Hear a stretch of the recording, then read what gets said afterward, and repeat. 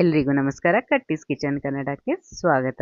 ಇವತ್ತು ನಾವು ಕೇವಲ ಅರ್ಧ ಲೀಟರ್ ಹಾಲಿನಲ್ಲಿ 5 ವಿಧವಾಗಿರೋ 5 ಫ್ಲೇವರ್ಫುಲ್ ಸಾಫ್ಟ್ ಐಸ್ ಕ್ರೀಮ್ ಮಾಡೋಣ ನೋಡಿ. ಈ ಥರ ಐಸ್ ಕ್ರೀಮ್ ಬಂದರೆ ಯಾರಿಗೆ ತಿನ್ಬೇಕನ್ಸಲ್ಲ. ಈಗ ನೀವು ಹೊರಗಡೆ ಹೋಗಿ ಹಂಡ್ರೆಡ್ಸ್ ಆಫ್ ರುಪೀಸ್ ಕೊಟ್ಟು ಸಂಡೇ ಐಸ್ ಕ್ರೀಮ್ ತಿನ್ನೋ ಅವಶ್ಯಕತೆನೇ ಇಲ್ಲ. ಗಡ್ಬಡ್ ಅಂತ ಹೇಳ್ತಾರೆ, ಸಂಡೇ ಅಂತಾರೆ. ಅದು ಎಲ್ಲನೂ 5 ವೆರೈಟಿ ಐಸ್ ಕ್ರೀಮ್ ನೀವು ಮನೆಯಲ್ಲೇ ಮಾಡಿ, ಅದು ಕೇವಲ ಅರ್ಧ ಲೀಟ್ರ್. ನೋಡಿ, ಇಷ್ಟೆಲ್ಲ ಐಸ್ ಕ್ರೀಮ್ ನೋಡ್ತಾ ಇದ್ರಿ, ಎಲ್ಲ ಡಬ್ಬ ತುಂಬಿದೆ. ಅಷ್ಟೊಂದು ವೆರೈಟಿ ಐಸ್ ಕ್ರೀಮ್ ಮಾಡಿದ್ದೇನೆ ನಾನು. 5 ವೆರೈಟಿದು ಬರೀ ಅರ್ಧ ಲೀಟ್ರ್ ಹಾಲಲ್ಲಿ ಮಾಡಿದ್ದೀನಿ. ಹೇಗೆ ಮಾಡೋದು? ಇಷ್ಟೊಂದು ಹಾಲು 5 ವೆರೈಟಿ ಹೇಗಾಗತ್ತಪ್ಪ ಅರ್ಧ ಲೀಟ್ರ್ ಹಾಲಿನಲ್ಲಿ ಅನ್ಕೋಬೇಡಿ. 5 ವೆರೈಟಿ ಆಗುತ್ತೆ. ಅದು ತುಂಬ ಚೆನ್ನಾಗೇ ಬರುತ್ತೆ. ಅರ್ಧ ಲೀಟ್ರ್ ಹಾಲು ಸುಮಾರು 3 ಲೀಟ್ರಷ್ಟು ಐಸ್ ಕ್ರೀಮ್ ಮಾಡ್ಬೋದು ನಾವು ಅಷ್ಟು ಹಾಲಿಂದ. ಹೇಗೆ ಮಾಡೋದು ಅಂತ ನೋಡೋಣ. ನೋಡಿ, ಮೇಲ್ಗಡೆ ನಾನು ಸ್ವಲ್ಪ ಫ್ರೂಟ್ಸ್ ಹಾಕ್ತಾ ಇದ್ದೀನಿ. ತಿನ್ನಕ್ಕೆ ನೋಡೋಕ್ಕೆ ವಾವ್ ಅನ್ನೋ ಹಾಗಿದೆ ಈ ಬಿಸಿಲಿಗೆ. ಇನ್ನು ತಿಂದ್ರಂತೂ ಸೂಪರ್ ಆಗಿರುತ್ತೆ. ಡೆಫಿನೆಟ್ಲಿ ನೀವು ಟ್ರೈ ಮಾಡಿ ನೋಡಿ ಮನೆಯಲ್ಲಿ.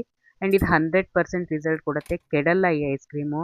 ಇದು ಸುಮಾರು ನೀವು 3 ತಿಂಗಳ ಸ್ಟೋರ್ ಮಾಡಿ ಇಡ್ಬೋದು. ಆ್ಯಂಡ್ ಈಸಿಯಾಗಿ ಮಾಡೋದಿದು.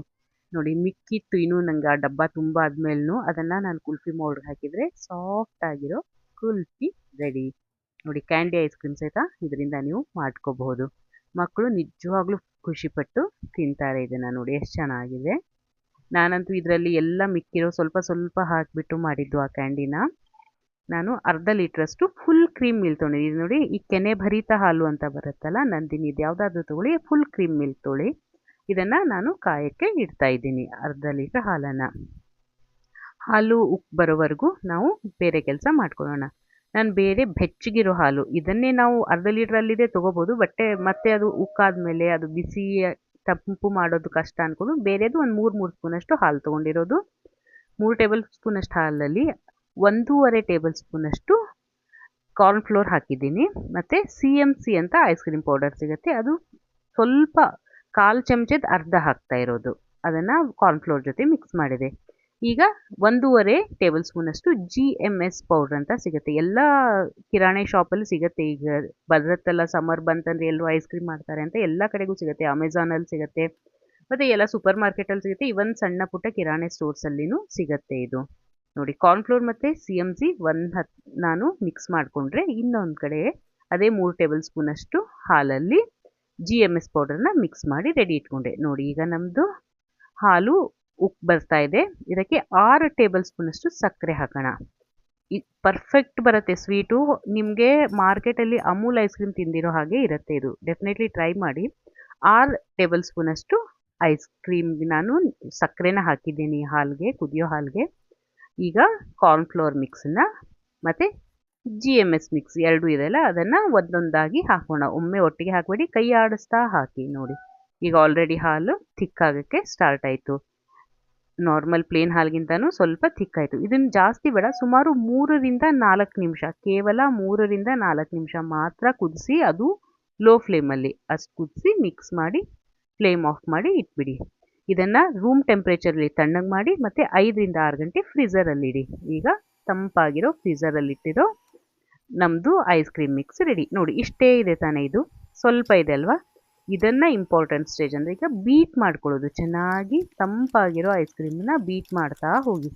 ನೋಡಿ, ಈಗ ಚೆನ್ನಾಗಿ ಬೀಟ್ ಆಗ್ತಾ ಇದೆ. ಇಷ್ಟೇ ಇರೋದು. ಈ ಪಾತ್ರೆ ತುಂಬತ್ತೆ, ಅಷ್ಟೊಂದು ಐಸ್ ಕ್ರೀಮ್ ರೆಡಿ ಆಗುತ್ತೆ.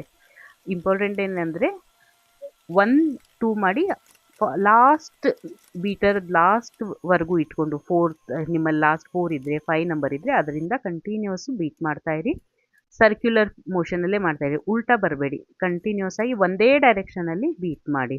ಈಗ ನಾನು ಸುಮಾರು 3 ಚಮಚೆಯಷ್ಟು ಕೆನೆ ಹಾಕಿದ್ದೀನಿ. ಇದು ಆಪ್ಷನಲ್, ನಿಮಗೆ ಬೇಕಂದರೆ ಹಾಕೋಬೋದು, ಬೇಡ ಅಂದರೆ ಬಿಡ್ಬೋದು. ಕೆನೆ 3 ಸ್ಪೂನಷ್ಟು, ಅಥವಾ ನಿಮ್ಮ ಹತ್ರ ಮಿಲ್ಕ್ ಪೌಡರ್ ಇದ್ದರೆ ಒಂದು ಅರ್ಧ ಬಟ್ಟದಷ್ಟು ಮಿಲ್ಕ್ ಪೌಡ್ರ್ ಹಾಕ್ಕೊಳ್ಳಿ. ಈಗ ನೋಡಿ, ತುಂಬಿ ಬಂತು ಬೀಟರಿಂದ. ಹೀಗೆ ಮಾಡ್ತಾಯಿದ್ರೆ, ನಿಮ್ಮ ಹತ್ರ ಬೀಟರ್ ಇಲ್ಲ ಅಂದರೆ ನೀವು ಇದನ್ನು ಮಿಕ್ಸಿನಲ್ಲಿ ಮಜ್ಜಿಗೆ ಮಾಡೋ ಮೋಡಲ್ಲಿನೂ ಬಿಟ್ಟು ಬಿಟ್ಟು ಮಾಡಿಕೊಂಡ್ರೆ ಇದೇ ರಿಸಲ್ಟೇ ಬರುತ್ತೆ. ಹೀಗೆ ಬರುತ್ತೆ, ಡೋಂಟ್ ವರಿ.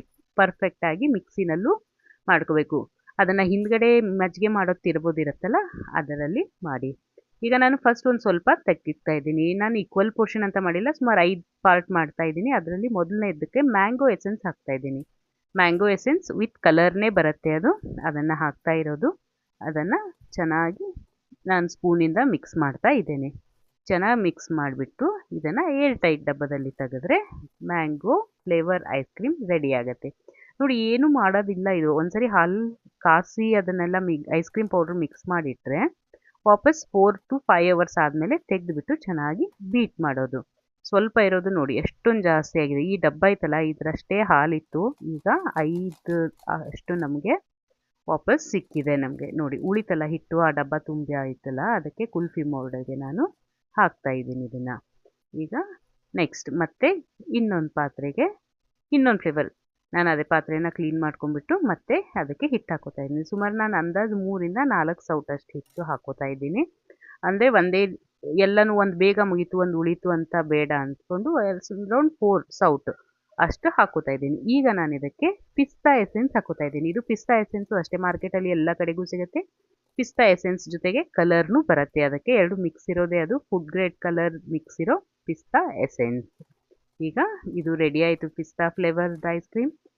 ಸಿಂಪಲ್ಲಾಗಿ ಇದನ್ನು ಒಂದು ಬೌಲ್ಗೆ ನಾನು ಇಟ್ಕೋತಾ ಇದ್ದೀನಿ. ನೋಡಿ ಬೌಲ್ ರೆಡಿ. ಉಳಿದಿರೋದನ್ನು ಕುಲ್ಫಿ ಮೌಲ್ಡ್ಗೆ ಹಾಕೋಣ. ಈಗ ನೋಡಿ, ಈಗ ಇದನ್ನು ಸ್ವಲ್ಪ ನಾನು ತೆಗೆದ್ಬಿಟ್ಟು ಕುಲ್ಫಿ ಮೌಲ್ಡ್ಗೆ ಹಾಕ್ಕೊಂಡಿದ್ದೀನಿ.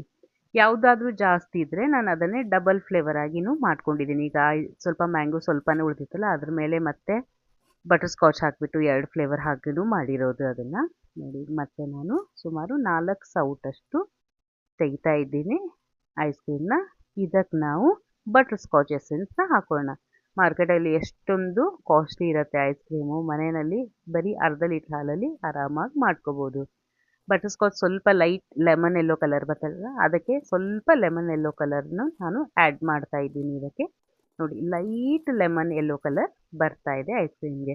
ನೋಡಿದರೆ ಮಾರ್ಕೆಟಿಂದ ತಂದಿರೋ ಐಸ್ ಕ್ರೀಮ್ ಥರಾನೇ ಕಾಣುತ್ತೆ, ಹೌದಲ್ಲ?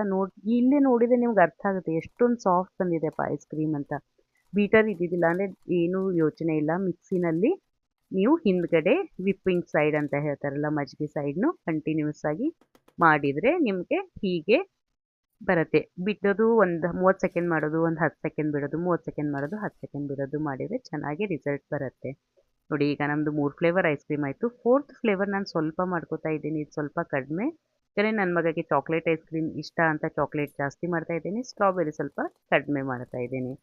ನೋಡಿ ಈಗ ನಾನು ಸ್ಟ್ರಾಬೆರಿ ಕಲರ್ ವಿತ್ ಎಸೆನ್ಸ್, ಅದು 2 ಮಿಕ್ಸ್ ಬರುತ್ತೆ, ಕಲರು ಬರುತ್ತೆ ಎಸೆನ್ಸ್ ಬರುತ್ತೆ, ಅದನ್ನು ಹಾಕಿದ್ದೀನಿ. ನೋಡಿ ಮಾರ್ಕೆಟನ್ನು ಜಗ್ಗಿಸ್ಬೇಕು ನಾವು, ಹಾಗೆ ಬರ್ತಾ ಇದೆ ಐಸ್ ಕ್ರೀಮ್. ಅಷ್ಟೇ ಸಾಫ್ಟ್ ಇದೆ, ಅಷ್ಟೇ ಟೇಸ್ಟಿಯಾಗಿದೆ. ಬಾಯಲ್ಲಿ ಸ್ವಲ್ಪ ಕೆನೆ ಹಾಕಿದ್ದಕ್ಕೆ ತುಂಬ ಕ್ರೀಮಿ ಆಗಿದೆ. ಕೆನೆ ಅಥವಾ ಮಿಲ್ಕ್ ಪೌಡ್ರ್ ಹಾಕ್ಕೊಂಡ್ರೆ ಚೆನ್ನಾಗಿ ಬರುತ್ತೆ, ನಮಗೆ ಬೇಡಪ್ಪ ಅಂದರೆ ನೀವು ಬಿಡ್ಬೋದು. ಈಗ ಉಳಿದಿರೋ ಎಲ್ಲ ಐಸ್ ಕ್ರೀಮ್ಗೆ ನಾನು ಕೋಕೋ ಫ್ಲೇವರ್ ಮಾಡ್ತಾ ಇರೋದು, ಅದಕ್ಕೆ ಚಾಕ್ಲೇಟ್ ಪೌಡ್ರ್ ಹಾಕಿದ್ದೀನಿ, ಕೋಕೋ ಪೌಡ್ರು, ಮತ್ತು 2 ಸ್ಯಾಚೆ 2 ರುಪೀಸ್ಗೊಂದು ಬರುತ್ತಲ್ಲ ಅದು ನೆಸ್ಕಫೆದು 2 ಕಾಫಿ ಪೌಡ್ರ್ ಹಾಕ್ಕೊಂಡಿದ್ದೀನಿ. ನೆಸ್ಕೆಫೆ ಆಗಲಿ ಬ್ರೂ ಆಗಲಿ ಯಾವುದಾದ್ರೂ 2 ರುಪೀಸ್ಗೊಂದರದ್ದು 2 ಹಾಕಿರೋದು ಪ್ಯಾಕೆಟ್ ನಾನು. ನೋಡಿ ಒಳ್ಳೆ coffee and chocolate flavour ice cream ready ಆಯಿತು. ಇದಂತೂ ಇಷ್ಟೊಂದು ರುಚಿಯಾಗಿದೆ, ತುಂಬಾ ಅಂದರೆ ಬೇಗ ಖಾಲಿ ಆಗಿಬಿಡ್ತಿದ್ದು, ಅಷ್ಟೊಂದು ಮಾಡಿ 2 ದಿನಕ್ಕೆ ಪೂರ್ತಿ ಖಾಲಿ. ಆ್ಯಕ್ಚುಲಿ ನಾನು ಮಾಡಿಟ್ಟು 1 ವಾರದ ಮೇಲೆ ವಿಡಿಯೋ ಅಪ್ಲೋಡ್ ಮಾಡ್ತಾ ಇರೋದು, ಸ್ವಲ್ಪ ಕೆಲಸ ಇರೋದ್ರಿಂದ. ಸೊ ಡೆಫಿನೆಟ್ಲಿ ಟ್ರೈ ಮಾಡಿ ನೋಡಿ, ಸೂಪರಾಗಿ ಬರುತ್ತೆ. ನೋಡಿ ಒಂದೊಂದೇ ಫ್ಲೇವರ್ ಬರ್ತಾ ಇದೆ. ಮಾರ್ಕೆಟಲ್ಲಿ ಎಷ್ಟು ದುಡ್ಡಾಗುತ್ತೆ ಇಷ್ಟೆಲ್ಲ ತರೋಕ್ಕೆ, ನೀವು ಮಾತ್ರ ಕೇವಲ ಅರ್ಧ ಲೀಟ್ರ್ ಹಾಲಿಂದ ಮಾಡ್ಬೋದು.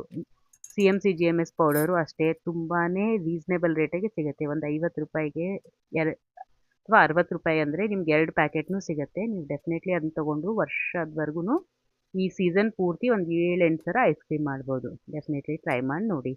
ನಾನು ಸ್ವಲ್ಪ ಬನಾನಾ ಫ್ರೂಟ್ಸ್ ಹಾಕಿದೆ ಕೆಳಗಡೆ, ಹಾಕಿಬಿಟ್ಟು ಅದ್ರ ಮೇಲ್ಗಡೆ ಮ್ಯಾಂಗೋ, ದೆನ್ ಸ್ಟ್ರಾಬೆರಿ, ದೆನ್ ಪಿಸ್ತಾ. ನೋಡಿ ಇದು 4 ಗಂಟೆ ಅಷ್ಟೊತ್ತಿಗೆ ಚೆನ್ನಾಗಿ ರೆಡಿ ಇತ್ತು ಐಸ್ ಕ್ರೀಮ್. ಪಿಸ್ತಾದ ಮೇಲೆ ನಾನು ಚಾಕ್ಲೇಟ್ ಐಸ್ ಕ್ರೀಮ್ ಹಾಕ್ತಾ ಇರೋದು. ಈಗ ಇದ್ರ ಮೇಲೆ ಲಾಸ್ಟಾಗಿ ಬಟರ್ ಸ್ಕಾಚ್ ಐಸ್ ಕ್ರೀಮ್ನ ಹಾಕೋಣ. ನೋಡಿ ಸಾಫ್ಟಾಗಿ, ಇದು ಕರ ಅನ್ನಲ್ಲ, ಕೆಲವೊಬ್ರು ಹೇಳ್ತಾರೆ ಮನೆಯಲ್ಲಿ ಮಾಡಿದರೆ ಐಸ್ ಆಗಿಬಿಡತ್ತೆ, ಬಾಯಲ್ಲಿ ಕರ ಅಂತ ಬರುತ್ತೆ ಅಂಥೇಳಿ. ಆ ಥರ ಏನಿಲ್ಲ, ಸಾಫ್ಟ್ ಆಗಿರುತ್ತೆ. ಟ್ರೈ ಮಾಡಿ ನೋಡಿ. ನನ್ನ ಹತ್ರ ಏನೇನು ಮನೆಯಲ್ಲಿ ಫ್ರೂಟ್ಸ್ ಇತ್ತಲ್ಲ ಅದನ್ನೆಲ್ಲ ಹಾಕಿದ್ದೀನಿ. ಅದ್ರ ಮೇಲೆ ಸ್ವಲ್ಪ ಡ್ರೈ ಫ್ರೂಟ್ಸ್ ಹಾಕ್ತಾ ಇರೋದು. ಅದ್ರ ಮೇಲ್ಗಡೆ ಒಂದು 2 ಚೆರಿ ಪೀಸಸನ್ನು ಹಾಕ್ತಾ ಇದ್ದೀನಿ. ನಿಮ್ಮ ಹತ್ರ ಏನಿದೆಯೋ ಅದನ್ನು ಹಾಕ್ಬೋದು ಅಥವಾ ಹಾಗೆಯೇ ತಿನ್ಬೋದು. ಡೆಫಿನೆಟ್ಲಿ ಟ್ರೈ ಮಾಡಿ ನೋಡಿ, ಮತ್ತು ಹೇಗಾಗಿತ್ತು ಅಂತ ನನಗೆ ತಿಳಿಸಿ ನನ್ನ ಕಮೆಂಟ್ ಬಾಕ್ಸಲ್ಲಿ. ಆ್ಯಂಡ್ ಸಬ್ಸ್ಕ್ರೈಬ್ ಮಾಡ್ಕೊಳ್ಳಿ ಕಟ್ಟೀಸ್ ಕಿಚನ್ ಕನ್ನಡ. ನೋಡಿ ಕುಲ್ಫಿನೂ ಎಷ್ಟು ಚೆನ್ನಾಗಿ ಬಂದಿದೆ. ಐಸ್ ಕ್ಯಾಂಡಿ ಬಾಯಲ್ಲಿಟ್ಟರೆ ಕರಗೋಗುತ್ತೆ. ಟ್ರೈ ಮಾಡಿ ನೋಡಿ. Thank you.